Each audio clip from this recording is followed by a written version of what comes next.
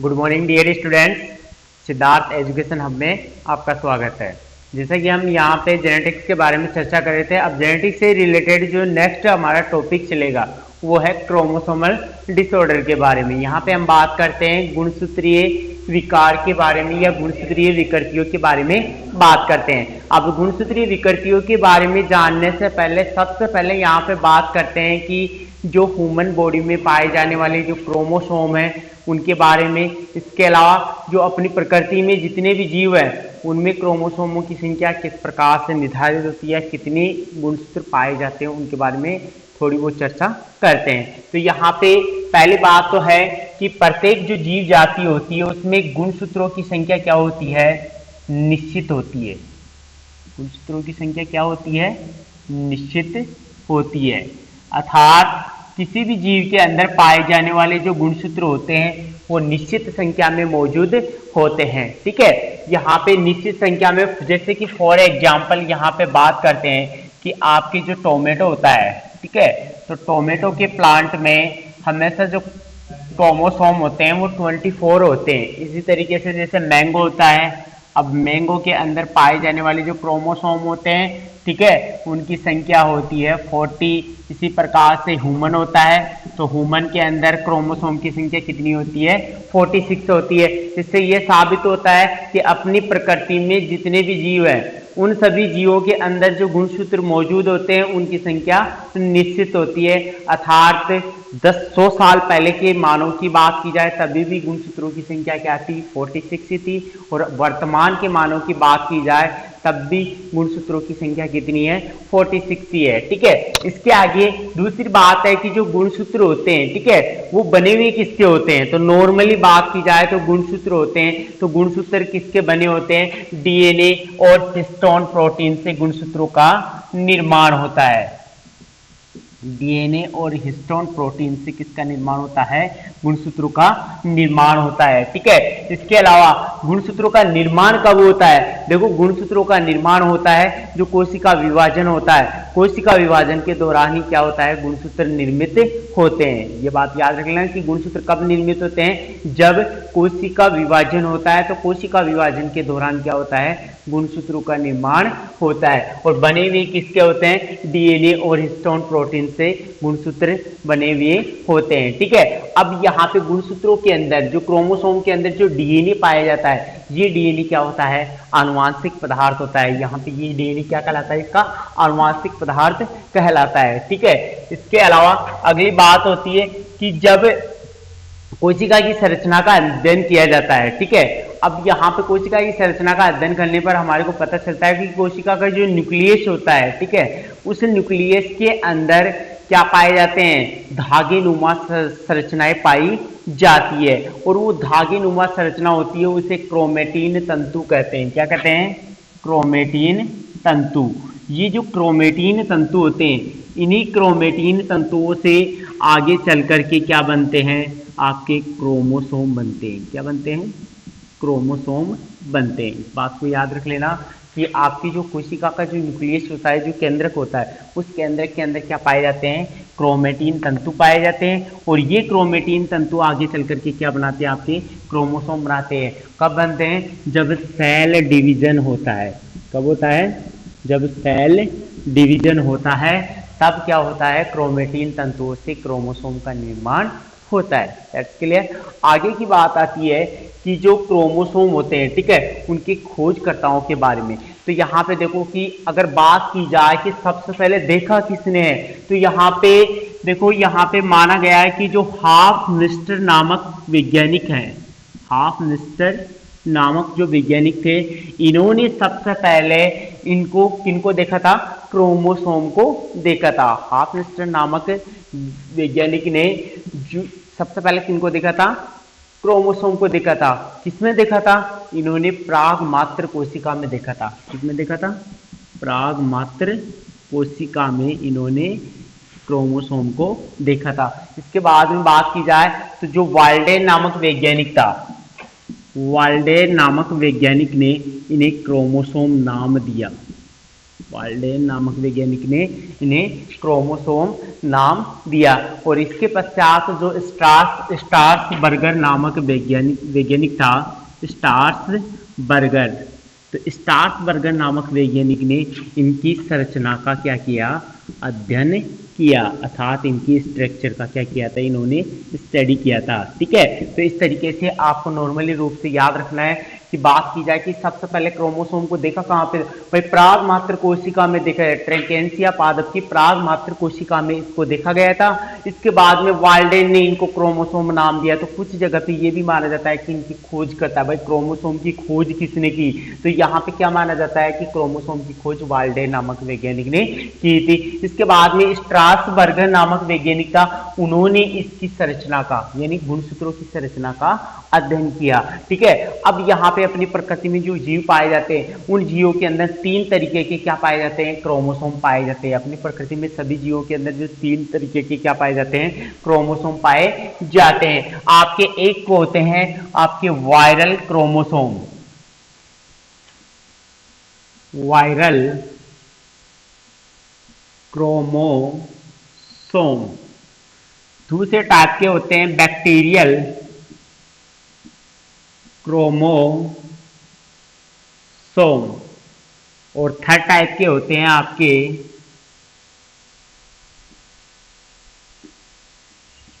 Eukaryotic chromosome. यहाँ पे 3 तरीके के क्रोमोसोम बताए गए जीवों के आधार पर। एक तो होता है वायरल, एक होता है बैक्टीरियल, एक होता है यूकैरियोटिक क्रोमोसोम। ठीक है, वायरल का मतलब होता है कि ऐसे क्रोमोसोम जो किनके अंदर पाए जाते हैं, आपके वायरस के अंदर पाए जाते हैं। तो वायरस के अंदर पाए जाने वाले जो क्रोमोसोम होंगे वो आपके क्या कहलाएंगे, वायरल क्रोमोसोम कहलाते हैं। अब यहाँ पे अपनी प्रकृति में जो वायरस होते हैं वो 2 तरीके के होते हैं। देखो, एक वायरस होते हैं जो आपके प्लांट और एनिमल में डिजीज उत्पन्न करते हैं। ठीक है, प्लांट और एनिमल में क्या करते हैं, रोग उत्पन्न करते हैं। ऐसे वायरस आपके पादप जंतु वायरस कहलाते हैं। और जो इस प्रकार के वायरस होते हैं उनके अंदर जो आनुवांशिक पदार्थ होता है वो क्या होता है, आरएनए पाया जाता है। इस बात को याद रखना ही इंपॉर्टेंट बात है कि जो आपके जो प्लांट और एनिमल वायरस होते हैं, जो प्लांट और एनिमल वायरस होते हैं, उनके अंदर जो जेनेटिक मटेरियल होता है, जो आनुवांशिक पदार्थ होता है, वो क्या पाया जाता है, आरएनए पाया जाता है, जो क्या होता है, सिंगल स्टैंडर्ड होता है, अर्थात एकल रज्जुक आरएनए पाया जाता है। ठीक है, तो यहाँ पे जो आपके वायरल दो प्रकार के हो गए, एक तो प्लांट और एनिमल। दूसरे प्रकार के जो वायरस होते हैं वो होते हैं आपके बैक्टीरियोफेज। जो बैक्टीरियोफेज वायरस होते हैं, इनके अंदर जो जेनेटिक मटेरियल होता है, आनुवांशिक पदार्थ होता है, वो क्या पाया जाता है, डीएनए पाया जाता है। इस बात को क्लियरली याद रख लेना कि वायरस जो पादप और जंतुओं में संक्रमण करते हैं या उनमें रोग उत्पन्न करते हैं, वो तो आप उन वायरसों के अंदर तो आनुवांशिक पदार्थ क्या रहेगा, आरएनए। और जो वायरस क्या करते हैं, आपके बैक्टीरियोफेज वायरस होते हैं जो बैक्टीरियाओं को संक्रमित करते हैं। ठीक है, उन वायरसों के अंदर क्या होता है, आनुवांशिक पदार्थ डीएनए पाया जाता है। ठीक है, दूसरी बात है, हम बात कर रहे हैं यहाँ पे क्रोमोसोम। तो यहाँ पे जो वायरस होते हैं, चाहे प्लांट एनिमल वायरस हो चाहे बैक्टीरियोफेज वायरस हो, सभी में क्रोमोसोम की संख्या क्या होती है, 1 होती है। और इनके जो क्रोमोसोम होते हैं प्लांट और एनिमल का, तो आरएनए से निर्मित होता है, और इसका जो क्रोमोसोम होगा वो डीएनए से निर्मित होता है। इसी तरीके से दूसरे प्रकार के होते हैं आपके बैक्टीरियल। बैक्टीरियल का मतलब होता है बैक्टीरिया कोशिकाओं में पाए जाने वाले गुणसूत्र। ठीक है, और बैक्टीरिया कोशिकाओं में पाए जाने वाले गुणसूत्रों की संख्या भी क्या होती है, 1 ही होती है। अर्थात बैक्टीरिया कोशिकाओं में जो गुणसूत्र पाया जाता है वो 1 होता है। और ये जो गुणसूत्र होता है वो किससे निर्मित होता है, डीएनए से निर्मित होता है। ये बात याद रख लेना कि जो बैक्टीरिया होते हैं, जिन्हें हम प्रोकैरियोटिक वायरस क्रोमोसोम भी कह सकते हैं, तो बैक्टीरिया क्या होती है, प्रोकैरियोटिक सेल होती है। और प्रोकैरियोटिक सेल में पाया जाने वाला जो क्रोमोसोम होगा वो प्रोकैरियोटिक क्रोमोसोम कहलाएगा। तो यहाँ पे जो बैक्टीरिया कोशिका होती है उनके अंदर जो पाए जाने वाला जो क्रोमोसोम होता है वो डीएनए से निर्मित होता है। संख्या में क्या होता है, एक होता है, ठीक है। और इस प्रकार का जो क्रोमोसोम होता है वो न्यूक्लियस में न पाया जा करके न्यूक्लियस से बाहर जो कोशिका द्रव्य है उसके अंदर बिखरा पड़ा रहता है, ठीक है। इस तरीके से ये आपके बैक्टीरियल क्रोमोसोम। थर्ड टाइप का बात करते हैं यहाँ पे यूकैरियोटिक क्रोमोसोम। यूकैरियोटिक का मतलब हो गया कि जो यूकैरियोटिक जीवों में पाया जाता है वो आपका यूकैरियोटिक क्रोमोसोम होता है, ठीक है। जैसे कि आपकी प्रकृति में अधिकांश संख्या में क्या होता है, यूकैरियोटिक जीव है। तो यहाँ पे प्रत्येक जीव जाति के अनुसार इनकी संख्या निश्चित होती है। अर्थात जैसे कि मानव के अंदर 46 है, आम में कितने हैं 40 है, टोमेटो में है 24। इसके अलावा आपके जो राइस होता है, राइस में भी कितने होते हैं 24 ही होते हैं, ठीक है। तो इस तरीके से यूकैरियोटिक कोशिकाओं के अंदर जो गुणसूत्र पाए जाते हैं वो प्रत्येक जीव जाति में क्या होते हैं, निश्चित संख्या में होते हैं, ठीक है। दूसरी बात है ऐसे जो क्रोमोसोम होते हैं वो डीएनए और हिस्टोन प्रोटीन से निर्मित होते हैं। तीसरी बात है कि जो यहाँ पे डीएनए होता है वो क्या होता है, गुणसूत्रों में पाए जाने वाला आनुवांशिक पदार्थ होता है। अर्थात ये कह सकते हैं कि इस डीएनए के अंदर ही क्या होती है, आनुवांशिक सूचनाएं निहित होती है और जो गुणसूत्रों के माध्यम से एक जनरेशन से दूसरी जनरेशन में ट्रांसफर होती रहती है। अर्थात एक पीढ़ी से दूसरी पीढ़ी में स्थानांतरण इनका होता रहता है। तो ये तो हो गया हमारा नॉर्मली क्रोमोसोम के बारे में। लेकिन यहाँ पर अपना जो मेन टॉपिक क्या चल रहा है, क्रोमोसोमल डिसऑर्डर के बारे में। यहाँ पे हम बात कर रहे हैं कि जो गुणसूत्रीय विकार होते हैं वो कैसे होते हैं उनके बारे में बात करते हैं। तो यहाँ पे देखो कि जो गुणसूत्रीय विकृतियां होती है वो किस तरीके की होती है उनके बारे में हम यहाँ पे चर्चा करते हैं।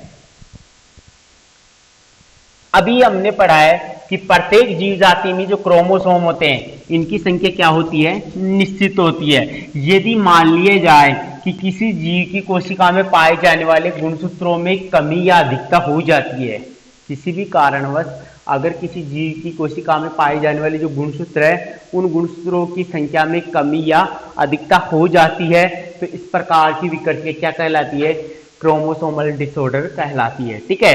अर्थात हमने पढ़ा है कि ह्यूमन के अंदर 46 क्रोमोसोम है और बाय द वे मान लीजिए कि किसी रीजन के कारण यहाँ पे विकृति हो गई और टोटल क्रोमोसोम कितने बन गए संतति में 46 बन जाते हैं। तो यहाँ पे 46 से 47 बढ़ जाना क्या कहलाएगा, क्रोमोसोमल डिसऑर्डर कहलाता है। अर्थात गुणसूत्रीय विकृतियां कहलाती है, ठीक है। अर्थात इसे कैसे एक्सप्लेन करोगे कि किसी जीव की निश्चित संख्याओं में गुणसूत्रों की कमी या अधिकता होना क्या कहलाता है, आपका क्रोमोसोमल डिसऑर्डर कहलाता है, ठीक है। अब यहाँ पे मानव में कई प्रकार की विकृतियां उत्पन्न हो जाती है। जब मान लीजिए कि कोई गुणसूत्र बढ़ जाता है या कोई गुणसूत्र कम हो जाता है तो कैसे कैसे विकृतियां उत्पन्न होती है हम उन्हीं के बारे में यहाँ पे चर्चा करते हैं। तो यहाँ पे गुणसूत्रीय विकृतियों में सबसे पहला अपना जो टॉपिक चलता है वो चलेगा डाउन सिंड्रोम के बारे में।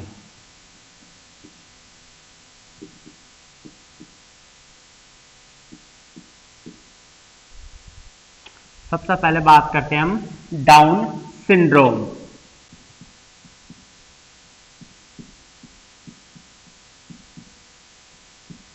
अब देखो यहाँ पे जो डाउन सिंड्रोम है वो किस प्रकार का गुणसूत्रीय विकार है उसके बारे में चर्चा करते हैं। देखो डाउन सिंड्रोम है, डाउन सिंड्रोम की खोज की थी लैंगडम डाउन नामक वैज्ञानिक ने की थी। लैंगडम डाउन नामक वैज्ञानिक ने इस डिसऑर्डर की खोज की थी या इस सिंड्रोम की खोज की थी। कब की थी, 1866 में इस विकार की, इस सिंड्रोम की खोज की थी, ठीक है। अब डाउन सिंड्रोम कहते किसे हैं, अब डाउन सिंड्रोम का मतलब होता है कि जब मान लीजिए कि किसी संतति में 46 के बजाय कितने हो जाते हैं, 47 गुणसूत्र हो जाते हैं। किसी संतति में 46 के बजाय कितने हो जाते हैं, 47 क्रोमोसोम हो जाते हैं। अर्थात ये कह सकते हैं कि जब किसी संतति में एक अतिरिक्त गुणसूत्र बढ़ जाता है, एक अतिरिक्त गुणसूत्र क्या होता है, बढ़ जाता है, ठीक है। अब यहाँ पे एक अतिरिक्त गुणसूत्र, कौन सा अतिरिक्त गुणसूत्र बढ़ेगा, यहाँ पे ये भी याद रख लेना कि आपका जो ऑटोसोम है, ऑटोसोम गुणसूत्रों में ही क्या होगी, वृद्धि होगी। अर्थात यहाँ पे कह सकते हैं कि एक अतिरिक्त ऑटोसोम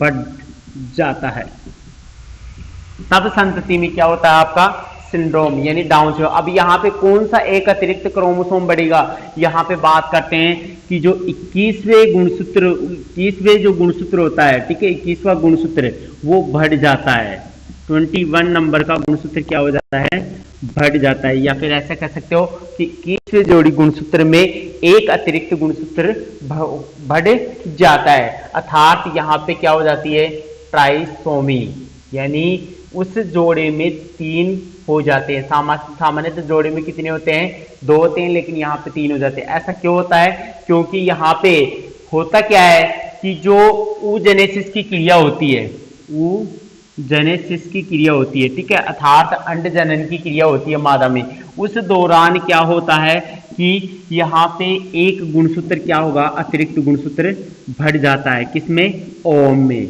अर्थात जो ओम होगा, ठीक है, उसके अंदर 23 के बजाय कितने हो जाते हैं, 24 क्रोमोसोम हो जाते हैं। यहाँ पे ट्राइसोमी हो गया।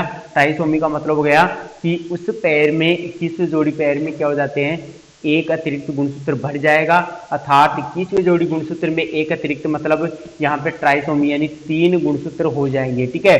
तो यहाँ पे oogenesis की क्रिया के दौरान, अब ऐसा कब होगा कि जो oogenesis यानी अंड जनन की क्रिया होती है, उस अंड जनन की क्रिया के दौरान जो अंडाणु का निर्माण होगा, ठीक है ना, अर्थात ओम का निर्माण होगा। तो यहाँ पे कुछ ओम में या किसी ओम में क्या होता है कि एक अतिरिक्त गुणसूत्र बढ़ जाता है, और उस ओम में क्या होता है, 24 क्रोमोसोम हो जाते हैं। और जो सामान्य ओम होते हैं उनमें क्रोमोसोम की संख्या कितनी होनी चाहिए, 23 होनी चाहिए। लेकिन यहाँ पे विकृतियों के कारण, या मान लीजिए कि यहाँ पे जो गुणसूत्रों के अवियोजन है उसके कारण क्या होता है कि ओम में एक अतिरिक्त गुणसूत्र बढ़ गया, और अतिरिक्त गुणसूत्र बढ़ने के कारण यहाँ पे जो ये ओम बनेगा, उस ओम में क्या होता है, गुणसूत्रों की संख्या कितनी हो जाती है, 24 हो जाती है। तो इस प्रकार का जो ओम होता है, ठीक है, इस प्रकार का जो ओम होता है वो क्या करता है, 23 क्रोमोसोम युक्त जो स्पर्म होता है, 24 क्रोमोसोम युक्त जो ओम होता है वो 23 क्रोमोसोम युक्त स्पर्म से फर्टिलाइजेशन करता है। तो इन दोनों से जो बनने वाला जो जाइगोट होगा, उस जाइगोट के अंदर टोटल क्रोमोसोम की संख्या कितनी हो जाएगी, यहाँ पे जाइगोट के अंदर टोटल क्रोमोसोम कितने हो गए, 47, ठीक है। अर्थात ये कह सकते हैं कि एक अतिरिक्त गुणसूत्र बढ़ा है, और इस जाइगोट से जो उत्पन्न संतति होगी वो किससे ग्रसित होगी, आपके डाउन सिंड्रोम से ग्रसित होगी। अर्थात ये कह सकते हो आपके 45A+ आपके XX, या फिर 45A+ XY। तो इस तरीके से आपके डाउन सिंड्रोम से ग्रसित जो संतति होती है वो नर संतति, अगर लड़का है तो नर संतति, और लड़की है तो मादा संतति डाउन सिंड्रोम से ग्रसित होगी। तो कुल मिलाकर के इसको सिंपली तरीके से समझो कि सबसे पहली बात है कि डाउन सिंड्रोम की खोज किसने की थी, लैंगडम डाउन नामक वैज्ञानिक ने कब की थी, 1866 में की थी। और होता क्या है कि जब मान लीजिए कि 21वें जोड़ी गुणसूत्र में एक गुणसूत्र बढ़ जाता है, एक अतिरिक्त गुणसूत्र बढ़ जाता है, तो इस प्रकार की विकृति उत्पन्न होती है। और ऐसा क्यों होता है, क्योंकि oogenesis, मान लीजिए कभी कभी क्या होता है कि oogenesis की क्रिया के दौरान कि जो ओम होता है उसके अंदर एक अतिरिक्त गुणसूत्र क्या हो जाता है, बढ़ जाता है। सामान्यतः ओम के अंदर 23 क्रोमोसोम ही होते हैं, लेकिन oogenesis की क्रिया में जब कभी किसी कारणवश, जैसे कि गुणसूत्रीय अवियोजन के कारण, ठीक है, गुणसूत्रीय अवियोजन के कारण गुणसूत्रीय अवियोजन के कारण यहाँ पे जो ओम होगा, ठीक है, उसके अंदर टोटल नंबर ऑफ क्रोमोसोम कितने हो जाएंगे? 24 हो जाएंगे। और 24 क्रोमोसोम युक्त ओम जब क्या करता है, 23 क्रोमोसोम युक्त स्पर्म से फर्टिलाइजेशन करता है, तो जो इनसे उत्पन्न जो संतति होगी उसमें टोटल क्रोमोसोम की संख्या कितनी हो जाएगी? 47 हो जाएगी। और 47 युक्त जो संतति होगी वो आपकी क्या होगी? इस सिंड्रोम से ग्रसित होती है, ठीक है। अब ऐसा किनमें ज्यादा चांसेस होता है? तो देखो, रिसर्च के अनुसार ये माना गया है कि जो महिलाएं 45 एज से अबव होने पर भी क्या करती है? संतान उत्पन्न करती है। यहाँ पे सिंपली तरीके से समझ लेना कि रिसर्च के अनुसार क्या माना गया है कि जिन महिलाओं की उम्र 45 साल हो जाती है और वो उसके उपरांत भी क्या करती है? संतान उत्पन्न करती है, तो इस प्रकार की महिलाओं में कैसी संतति उत्पन्न होने के चांसेस रहते हैं? डाउन सिंड्रोम से ग्रसित संततियां उत्पन्न होने के चांसेस रहते हैं। इसके अलावा ये भी माना गया है कि 600 में से जो एक संतति होती है, ठीक है, वो किससे ग्रसित होती है? डाउन सिंड्रोम से ग्रसित होती है। अर्थात एवरेज के हिसाब से ये माना गया है कि 600 संततियों पर एक डाउन सिंड्रोम से ग्रसित संतति उत्पन्न होती है। अब बात करते हैं कि जो डाउन सिंड्रोम से ग्रसित संतति होती है उसके लक्षण कैसे होते हैं, अर्थात आपको कैसे पता चलेगा कि ये डाउन सिंड्रोम से ग्रसित संतति है। तो सबसे पहली चीज है कि जो डाउन सिंड्रोम से ग्रसित संतति होती है उसके लक्षण देखो। तो यहाँ पे लक्षणों की बात की जाए तो इनका जो मुख होता है, तो मुख तो कैसा रहेगा? गोल रहेगा। अर्थात डाउन सिंड्रोम से ग्रसित संतति का मुख कैसा रहेगा? गोल। दूसरी बात है कि जो इस सिंड्रोम से ग्रसित संतति होती है इनका मुंह हमेशा खुला रहता है, इनका मुंह हमेशा खुला रहता है, ठीक है। इसके अलावा जो जीभ होती है वो जीभ हमेशा बाहर रहती है। इसके अलावा जो निचला जो होंठ है, ठीक है, वो क्या रहता है? लटका रहता है, ठीक है। इसके अलावा इनका जो कद होता है वो क्या होता है? छोटा होता है। इसके अलावा इस प्रकार की जो इस सिंड्रोम से जो ग्रसित जो संतति होती है वो हमेशा कैसी होती है? मंद बुद्धि होती है।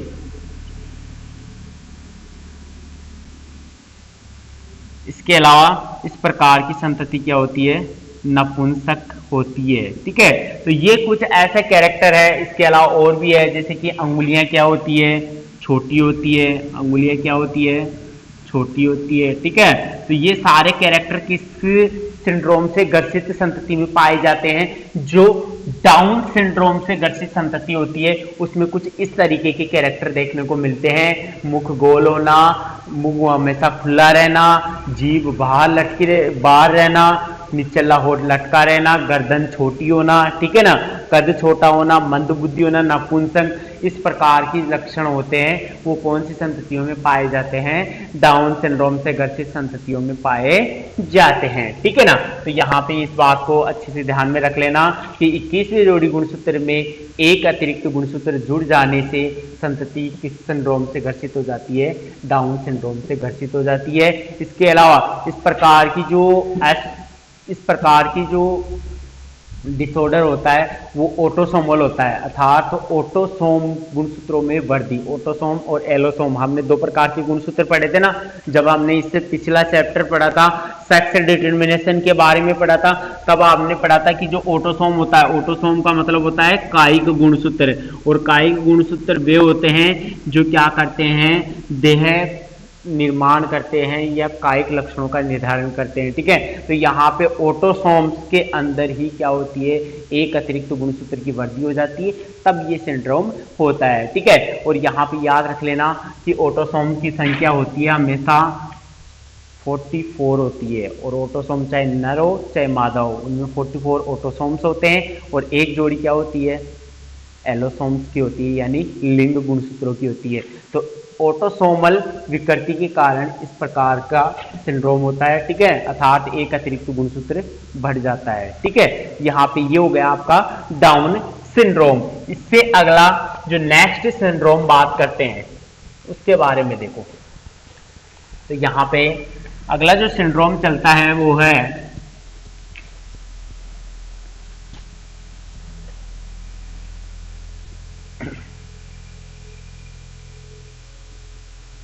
Edward syndrome. इसको शॉर्टली देख लो। देखो एडवर्ड सिंड्रोम भी क्या होता है, ऑटोसोमली होता है, ठीक है, अर्थात ऑटोसोम गुणसूत्रों की संख्या में वृद्धि होना आपका वही ऑटोसोमल गुणसूत्रों में वृद्धि भी एडवर्ड सिंड्रोम ही है, ठीक है ना। यहाँ पे क्या होता है कि जो 18वें गुणसूत्र होते हैं, ठीक है, 18वें गुणसूत्र में एक अतिरिक्त गुणसूत्र बढ़ जाता है। 18वें गुणसूत्र में क्या होता है, एक अतिरिक्त गुणसूत्र बढ़ जाता है। तो इस प्रकार से एक अतिरिक्त गुणसूत्र बढ़ने पर जो संतति उत्पन्न होगी वो किससे ग्रसित होगी, एडवर्ड सिंड्रोम से ग्रसित होती है। 18वें गुणसूत्र में एक अतिरिक्त गुणसूत्र बढ़ जाना आपके कौन से सिंड्रोम का लक्षण है, एडवर्ड सिंड्रोम का लक्षण है, ठीक है, ठीक है। इस प्रकार के जो सिंड्रोम से ग्रसित व्यक्ति होते हैं या संतति होती है वो भी नपुंसक होती है, कदकाठी में छोटी होती है, ठीक है ना। तो इस तरीके से एडवर्ड सिंड्रोम को नॉर्मली याद रख लेना। अब यहाँ पे अपना जो नेक्स्ट इंपॉर्टेंट चलता है वो है आपका टर्नर सिंड्रोम।